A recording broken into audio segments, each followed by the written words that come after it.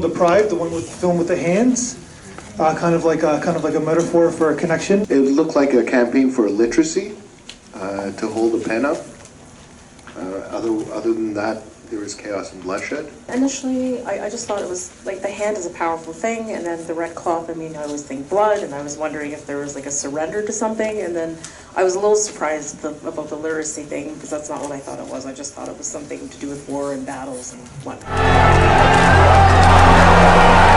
Sound of the crowd that told me the story there, so how it just ranged, and I went with the crowd. So yeah, how it crescented at the end, so it felt like it was just to me, that was the story of the crowd. What's the story? Well, it just sounded like, okay, so because I noticed what we're looking at the farms deprived for centuries. Yeah. So it seemed like at first it was like they're in a field, they're farming, and then it just became they were deprived of something, and then over time they just outraged at it, and then they fought for it. What I thought was interesting was at the beginning of the film, there was a marked act of violence. His hand was being struck down, and at the end of the film, the hand went up with the pen, showing that for example, the pen is mightier than the sword, and that the way to move forward and win back, your rights or literacy or whatever is through, intellectual pursuits, is through literacy, is through verbalizing and